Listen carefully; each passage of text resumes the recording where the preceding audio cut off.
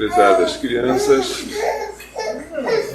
prezadas mães, gestantes ou não, prezados irmãos e irmãs, louvado seja nosso Senhor Jesus Cristo.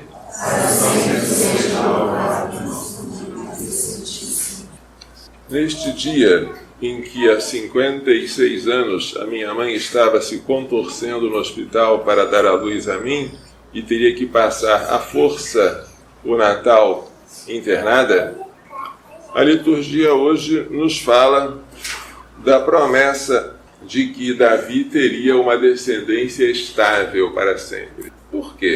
Porque o rei Davi teve a ideia de construir uma casa para o Senhor. Achou injusto que ele, como rei, habitasse num palácio de cedro, enquanto a Arca da Aliança, que continha os 10 mandamentos nas tábuas da lei, estivesse debaixo de uma tenda. E manifestou ao profeta Natã o desejo de fazer isso, de construir uma casa para o Senhor, um templo. Mas o Senhor apareceu a Natã e lhe disse: vai dizer a meu servo Davi, eu nunca pedi a ninguém que fizesse uma casa para mim, mas desde o tempo em que vos tirei do Egito, eu fiquei andando debaixo de uma tenda. Nem no tempo dos juízes eu pedi que construíssem para mim uma casa de cedro. E, aliás, quem pode conter o Senhor? Nem os céus dos céus podem contê-lo. Ele não precisa de uma casa, embora ele não negue que esta casa seja construída pelo filho de Davi, Salomão. Mas Davi não vai construir uma casa para ele. Foi Davi quem Deus tirou do pastoreio das ovelhas, constituiu chefe de um povo numeroso, deu vitória sobre seus inimigos, deu tranquilidade. É Deus quem vai dar uma casa a Davi, ou seja, uma descendência. Deus vai fazer com que, ao fim dos seus dias, um filho dele ocupe o seu trono e confirme a sua realeza. Eu serei para ele um pai, e ele será para mim um filho. É a promessa da filiação divina, que não se realizou plenamente em Salomão, filho de Davi, mas só teria realização plena em Cristo, descendente de Davi. Tua casa e teu reino serão estáveis para sempre diante de mim, e teu trono será firme para sempre. O trono de Davi, firme para sempre, só se realizou em Cristo Rei. Quando o anjo apareceu a Maria, disse que ela conceberia, daria à luz um filho, o Senhor lhe dará o trono de seu pai Davi. Ele reinará para sempre na casa de Jacó e o seu reino não terá fim. A profecia de Natã é a primeira entre muitas outras do Antigo Testamento que falam do Messias rei, do Messias descendente de Davi. O Salmo 88 vai na mesma linha. Fala desta promessa que o Senhor fez a Davi de consolidar o seu reinado para sempre, de geração em geração. O Evangelho hoje traz o cântico de Zacarias. Depois que no dia da circuncisão de seu filho João Batista, ele, ainda mudo, pede uma tabuinha para escrever e diz: João é o seu nome, então a sua língua se solta. E ele, que tinha ficado durante toda a gravidez de Isabel sem poder falar, como castigo por sua incredulidade, agora canta louvores sob a ação do Espírito Santo. E este cântico, conhecido como Benedictus, pelas suas palavras iniciais, ele é cantado na liturgia das horas pela manhã. Bendito seja o Senhor Deus de Israel, porque visitou e redimiu o seu povo. A visita do Senhor ao seu povo é uma visita de paz, uma visita favorável. E fez surgir para nós uma força de salvação, ou um poderoso Salvador, na casa de seu servo Davi. Zacarias está fazendo alusão à promessa que Deus havia feito de fazer surgir um Salvador da casa de Davi, como tinha prometido desde outrora pela boca de seus santos profetas. O primeiro deles foi Natã. para nos salvar dos nossos inimigos e da mão de todos os que nos odeiam. Os nossos inimigos, sobretudo, são espirituais. São o demônio, são o pecado, são o mundo corrompido. Ele usou de misericórdia para com nossos pais. Ele se recordou da sua santa aliança e do juramento que ele fez ao nosso pai Abraão, de conceder-nos que, sem temor e livres das mãos dos inimigos, nós o sirvamos em santidade e justiça todos os nossos dias. Sob a ação do Espírito Santo, Zacarias bendiz a Deus, que lembrou-se do seu povo, visitou-o e libertou-o por meio de um poderoso Salvador da casa de Davi. É um cântico de louvor à misericórdia de Deus. A segunda parte do canto dirige-se ao filho dele, João Batista. E tu, menino, serás chamado profeta do Altíssimo. Esta criança, que tem 8 dias de nascida, irá diante do Senhor para preparar-lhe os caminhos. Esta criança, quando crescer, vai viver no deserto, vai se vestir de pele de camelo, vai se alimentar de gafanhotos e mel silvestre, vai viver uma vida de penitência e vai preparar o povo para a vida pública do Senhor Jesus, anunciando ao seu povo a salvação pelo perdão de seus pecados. Interessante como a salvação aqui é explícita como perdão de pecados. Não é tanto salvação da fome, da guerra, da peste, da miséria, é a salvação do pecado.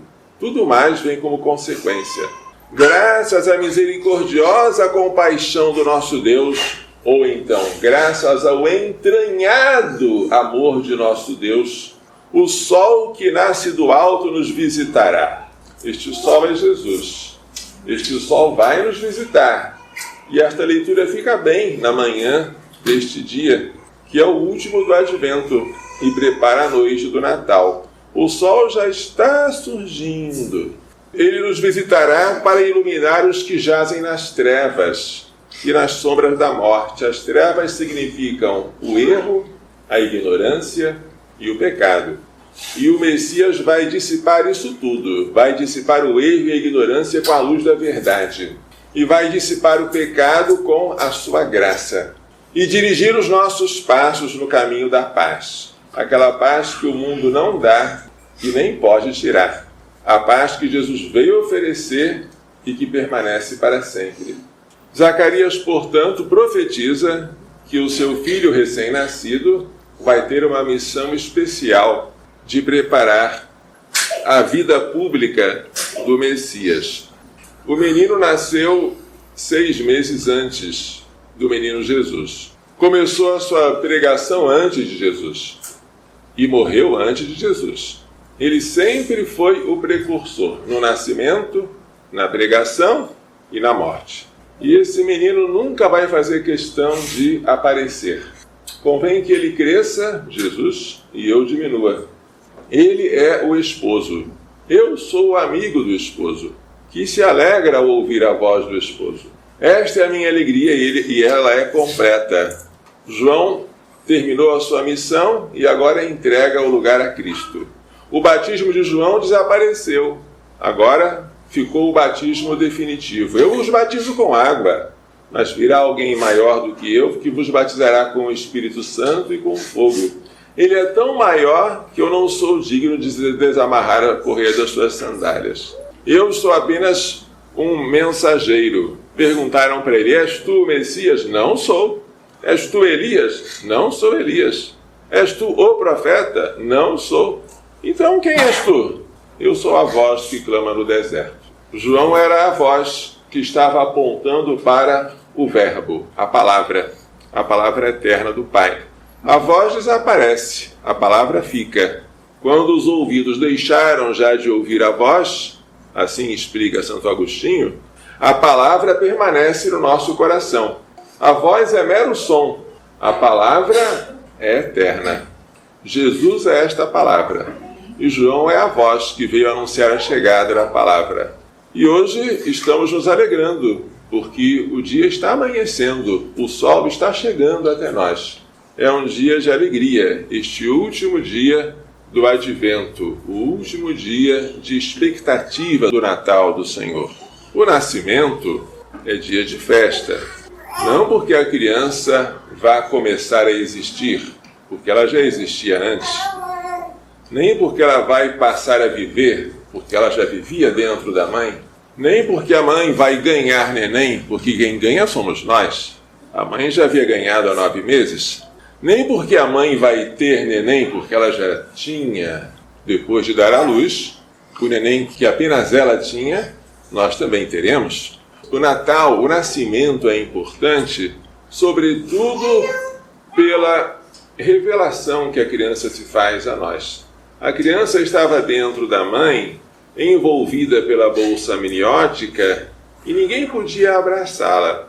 A mãe era aquela privilegiada que envolvia a criança totalmente. E nós, pobres coitados? Depois que a criança nasce, agora todo mundo vai disputar, segurá-la, apertar as bochechas, fazer carinho. A criança agora vai ser de todos. O Natal é isso. A criança que estava dentro de Maria agora vai ser entregue a nós.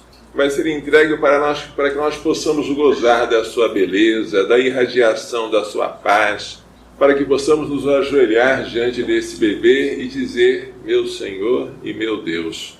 Pelo nascimento, a criança que já estava respirando, mas respirava por meio do cordão umbilical, agora vai respirar pela primeira vez com seus próprios pulmões, o que faz com que ela sofra um traumatismo, né? Geralmente o médico dá uma palmada para fazer a criança inspirar o ar pela primeira vez. O nascimento é algo de traumático, porque é muito melhor estar dentro da mãe, protegido contra choques térmicos e mecânicos, do que vir para este mundo desconhecido. Nascer é algo como morrer. A criança que está lá aconchegada no seio materno não é capaz de imaginar que depois de nascer, exprimida por todos os lados pelas contrações uterinas, que ela vai ser recebida por uma família que está esperando para ver o seu sorriso. Nós também, quando estamos para morrer, não fazemos ideia que lá no céu existe uma família inteira esperando por nós. Parece que a morte é o fim. Assim como para a criança por nascer, pareceria que o nascimento é o fim, mas não é. Celebramos o nascimento de Jesus, e esta é uma festa de alegria. Com uma alegria não menor, deveríamos celebrar o nosso nascimento para o céu. Assim, a igreja chamava a festa dos santos, o dia de Natal dos santos, dies natalis.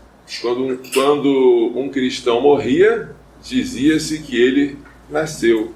O sol nos dá a luz nos aquece e nos ilumina, mas o que nos é oferecido não nos é imposto. É possível permanecer na cegueira em um ambiente luminoso, basta fechar os olhos. É possível permanecer com sede em uma fonte cheia de água, é só fechar a boca. É possível morrer de fome diante de uma abundância de alimentos, é só não querer comer. É possível morrer de doença diante de um médico e de um remédio, é só rejeitar o médico e o remédio. Esta salvação nos é oferecida, mas não nos é imposta. Felizes seremos nós se soubermos aceitar este menino, alegrarmos-nos com ele, fazermos festa, como os anjos fizeram, como os pastores fizeram, como os magos fizeram. E se não formos indiferentes, como foram os habitantes de Jerusalém, que nem prestaram atenção naquela estrela que havia chamado a atenção dos reis do Oriente, nem como os habitantes de Belém, que não tinham lugar para aquela criança nascer. Tomara que o Senhor, cuja luz começa a brilhar nesta manhã, encontre um lugar acolhedor em nosso coração. E esse lugar acolhedor vem quando nós expulsamos de nós o pecado, para que ele entre. A gruta onde Jesus nasceu poderia ser humilde, mas eu garanto que naquela gruta, São José, Nossa Senhora fizeram tudo para limpá-la, para que o menino Jesus não convivesse com a sujeira, nós temos também que limpar o nosso coração. O coração pode ser humilde, mas tem que ser puro, porque quem quer morar em nós é aquele que é santo, santo, santo. E um dia nós queremos vê-lo face a face. Que Maria Santíssima e seu castíssimo esposo São José, patrono deste oratório, nos façam entender e pôr em prática as lições desta liturgia. Louvado seja nosso Senhor Jesus Cristo. Seja louvado em nossa